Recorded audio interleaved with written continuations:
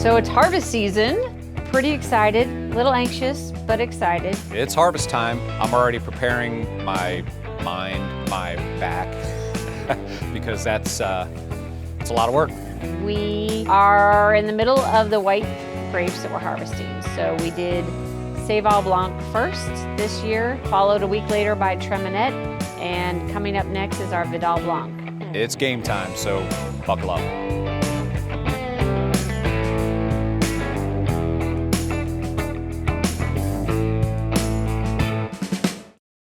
Alrighty, so today we are doing a few harvest pre-prep activities. We only grow hybrid grapes in our vineyard, so if we are interested in making wine from some other types of grapes, we source them from other vineyards in and around Virginia. So very common practice for a lot of wineries that don't grow every single grape that they want to make into wine. So it's not uncommon to buy grapes from somewhere else. We're dropping off 80 lugs today to a local vineyard that is going to fill them with Chardonnay in a couple of days. There's a service that's out there that basically lists all the grapes that are available in our area in Virginia. And we try and stay local as we can. Sometimes that's very, very close. But we don't go any further than the Charlottesville area for our grapes typically. Most of the times when we're buying grapes, it's for blending, so it's something we want to do to change the wine a little bit or make it a little more special. We're hoping eventually to expand the vineyard and grow some of the grapes that we love, some of the favorites that we don't grow currently. But for the time being, we do partner with other vineyards and we do buy grapes from others, and we actually sell grapes to others, so it's kind of a give and take.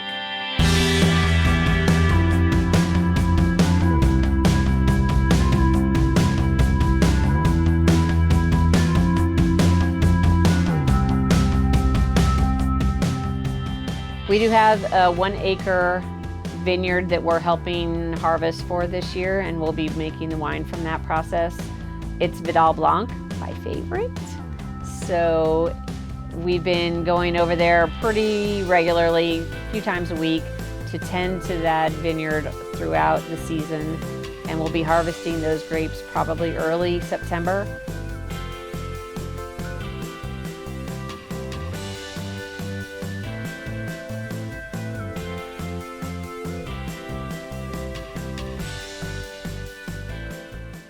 So you can see here in the vines these clusters that have been pretty much stripped clean.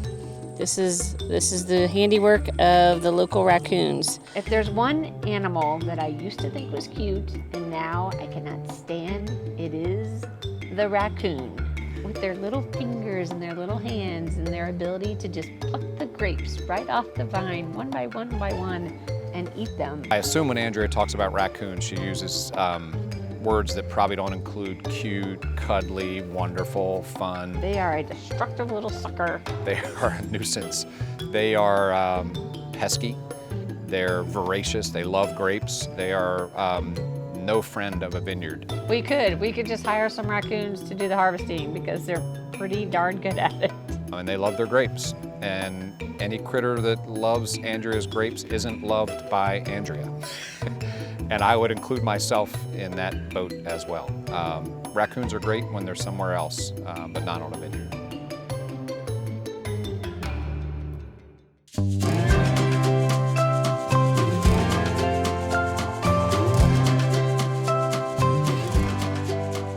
So we've hit 2 years living here and are falling in love with this area more and more all the time. It's pretty cool. This is where it really all started. Not only wine history, because this is the birthplace of American wine, but it's also the birthplace of America. So it's pretty neat. That sounds sort of cliche, but there's history everywhere. We're 20 minutes from Monticello, Thomas Jefferson's house, 20 miles away from Charlottesville, where the University of Virginia is. The Union Army marched up the road that's right in front of the vineyard when they marched from Richmond to Charlottesville. You know, that's real history. That took place right here, 100 yards from where we're sitting. Everywhere you turn, there's some connection to historical landmarks, Civil War, anything that made the United States kind of what it is today. and I love being in an area that is rich with that kind of history.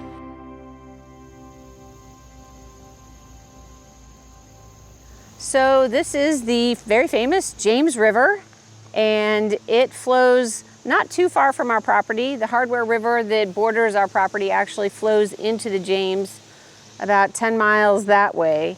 Very big tourist attraction. A lot of people from Richmond and Charlottesville will come and float this river on inner tubes and kayaks during the summertime. It's awesome. You see right here is what is called the Hatton Ferry. So the Hatton Ferry is one of the few remaining pole ferries in the country, and it is fully functioning on the days that it's open. So you can drive your car right on it and they will ferry you right across the river and take you over into the county that is straight across the river from us. So neat, kind of clever thing to do. We came down here for the first time and were inspired, so we decided the most recent wine that we have made and bottled, we decided to name it Hatton Ferry. So the label on the bottle actually has an earlier century image of like horse and buggies being ferried across on the Hatton Ferry, which is right here. So kind of a cool, inspiring thing that we love to be a part of.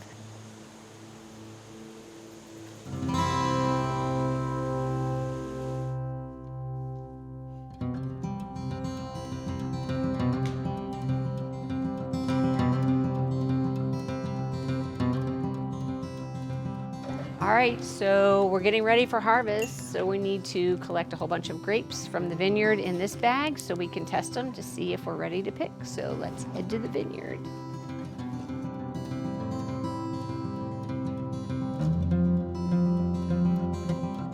So when we are collecting grapes for checking for harvest, you need a representation of a pattern throughout the block that you're going to harvest that is representative of all angles and all types of grapes. So you have to actually pick them without really being objective on which grapes you're picking. We usually pick one from the bottom of the bunches, from the top of the bunches, and then either side of the vine, so you're getting different types of sun exposure, so you can get a representation of all the different grapes throughout the vineyard. So you do it in a zigzag pattern throughout all the different rows. You'll collect between 100 and 200 grapes by the end of it, which we will then squish up, turn into juice, and test down in our cellar so that we can see what the Brix level is with our refractometer. So we're going to do that in the production room.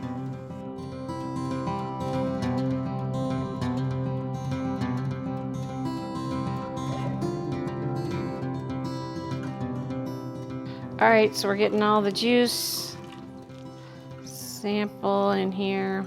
This is our refractometer. We're going to put a couple of drops of juice right on the lens. Check it out and see what our Brix level is. Brix measures the sugar concentration in the juice, so you can see if the grapes are basically ripe enough to be able to pick. And the Brix level is very dependent on the type of wine or the type of grape, as well as the winemaker's preference on how high the sugar level should be. This is a little tiny sample of Traminette that we harvested last week, and it is just started fermenting yesterday. So it's sizzling away in there, and the yeast are going crazy, eating all the sugar that's in the juice. In about 7 or 8 days, all the yeast will have eaten all the sugar, and you will have finished wine. Then it gets to just sit and relax until you're ready to finalize it and bottle it. Yum.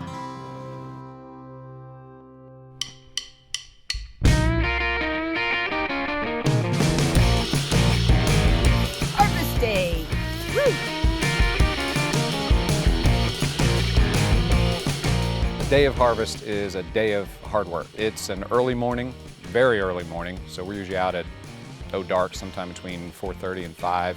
We'll start getting set up, make sure everything's ready. Most of our volunteers will roll in around sunup, 6:30, 7 o'clock. They usually hit the ground running, so they're ready to go. They get a little fix of coffee or beverage of choice, and then they hit the vines with their shears, and we start dropping fruit.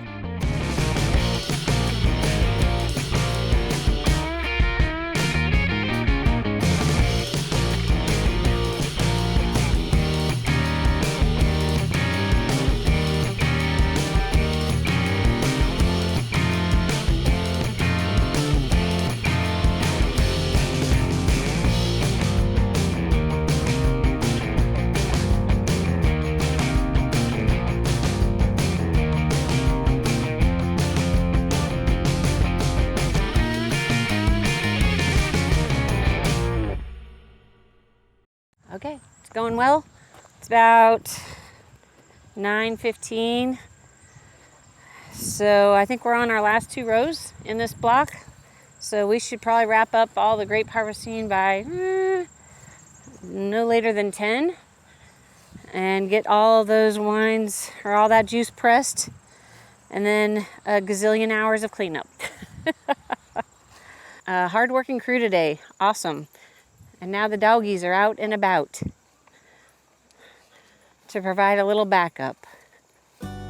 So harvest this year will really be the first year we've done it all ourselves, along with volunteers. So we're not planning on bringing anybody in to really, no professionals, quote unquote, to help us. Our first year here, we had contract winemaking done entirely because we were so new to the whole process.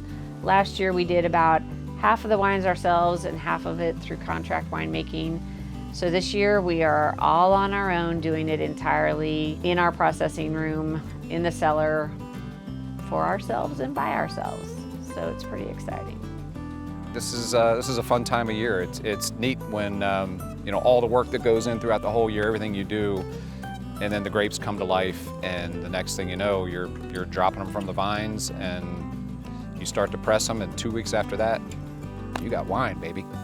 So I've been out doing this here at Thistlegate and now Hardwood Hills probably for about 5 years, and enjoy it. It's just something about it.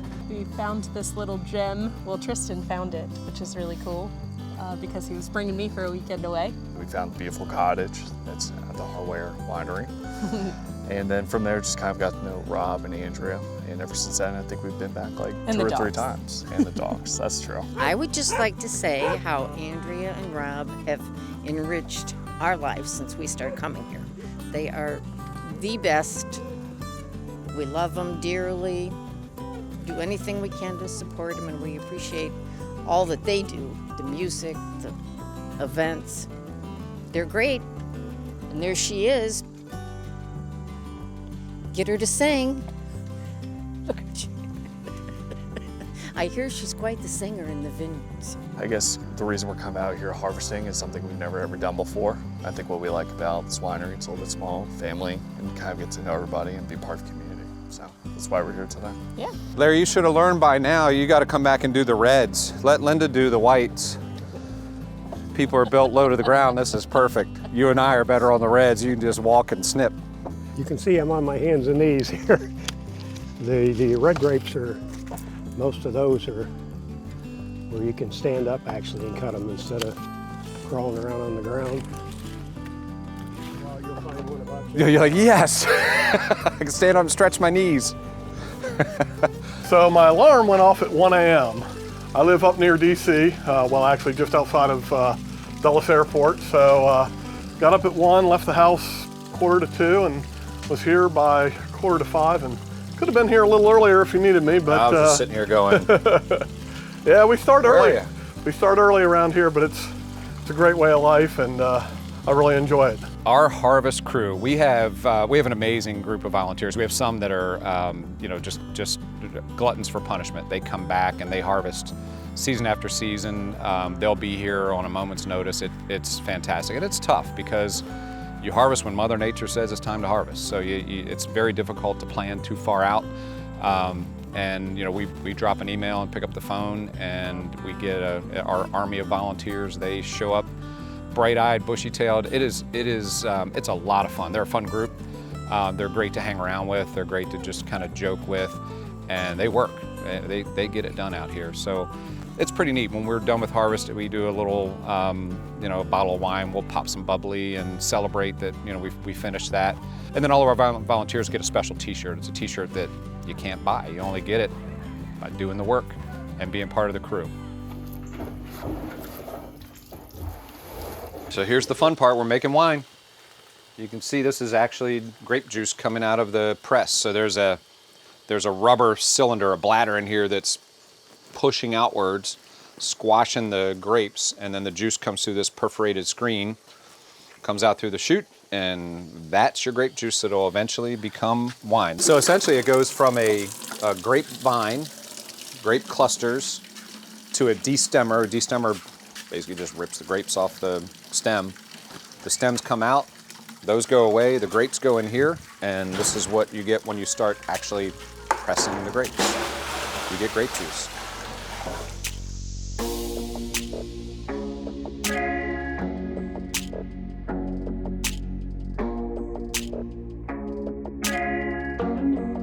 When we started this journey, we were really kind of looking for just a property. We didn't know what we wanted to do or where we wanted to be or what our next chapter was going to look like. And the conversation started with, we wanted to find a property with a river. We're big river people. We like to vacation along the river. We love to fish. Clearly the dogs love the river. So it's something that was a big selling point for us.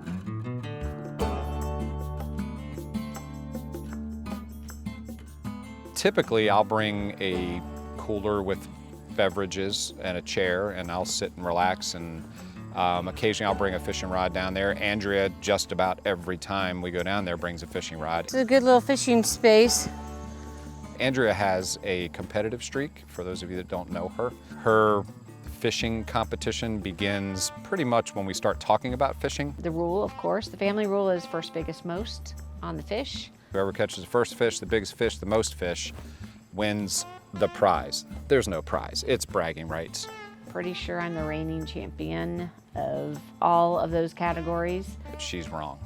I catch the biggest, I catch the most. Occasionally she'll catch the first because she cheats. One time I was fishing right here, and around the corner comes Sam, swimming upriver to where I'm fishing. And right behind her was Rob, walking through the water. Yep, it was hot. So guess how many fish I caught? There's fish right there. 0. They should be easy to catch, I can see them. Well, they don't bite when a dog and a human are traversing the river when you're trying to catch them. Poor fisher person skills, just saying.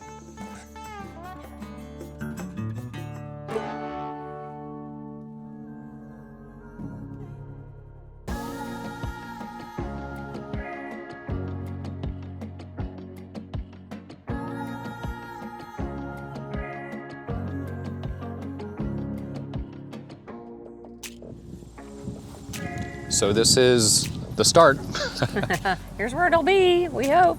So I guess, when you sort of step, we're basically standing in the middle of what will be the barn, the new space. The next big project that we're really excited about is the event venue that we're working towards. We've been patient through this arduous journey of bringing the vision, the concept to life. We are now in pretty deep conversations with a contractor. We found a contractor that we like. We've signed a pre-construction agreement, which basically gives them the green light to start really looking at concepts, pulling in the pieces, talking to the county, all the things that have to happen to really make this thing become reality.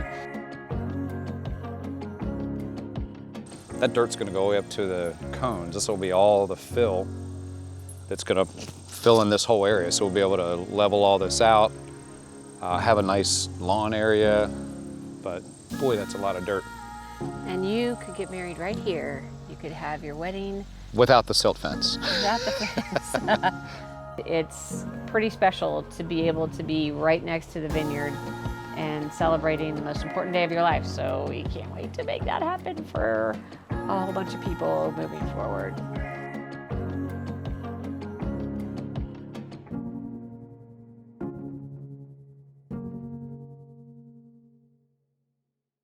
So when harvest is done, you do nothing.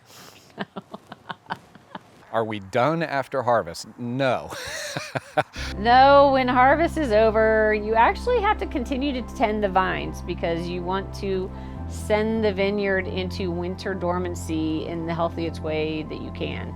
So we have to keep taking care of the vineyard until all the leaves are off and winter has officially kicked in.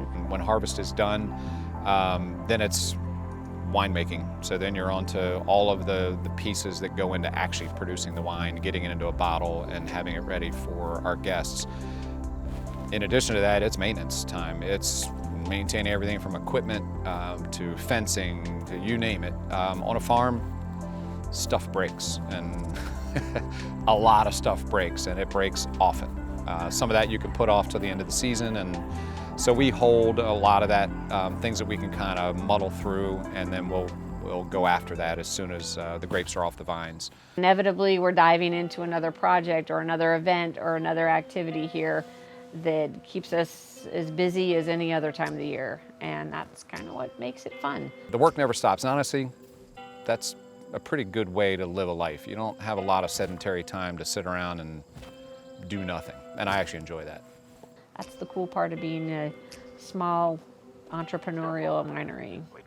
Sorry guys, there's work to be done. Thanks for stopping by. We'll see you next time. We're getting ready for harvest, so head for the hills. Wake up, today's gonna be a good day. Wake up, today's gonna be a good day. Wake up, today's gonna be a good day. Wake up, today's gonna be a good day. Wake up, today's gonna be a good day. Wake up, today's gonna be a good day. Wake up, today's gonna be a good day. Wake up, today's gonna be a good day.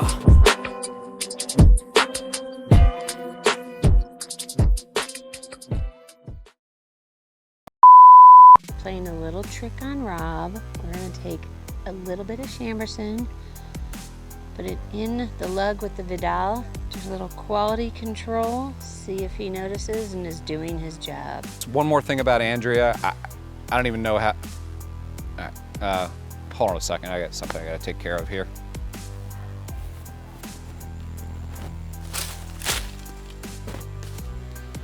Vineyard maintenance. Hey, head for the hills. Head for the hills. Head for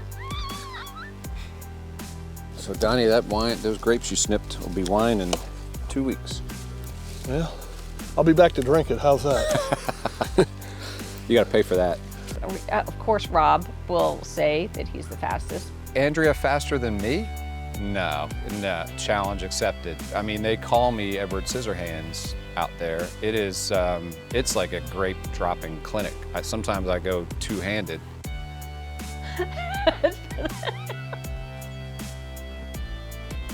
You know, on harvest day, I'm the guy that does all the hard work. I do all the heavy lifting. Andrea gets all the glory, and she gets to hang out with the harvest crew.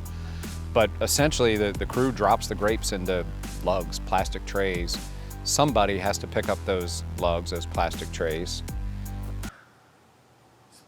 There was a dead deer right over that way last week, so they're probably having a little brunch. We're gonna need a bigger boat. Yeah, we are definitely gonna need a bigger boat. Head for the hills. Cool. Head for the hills. Thanks for stopping by. See you next time when you head for the hills. Cool. One more like that.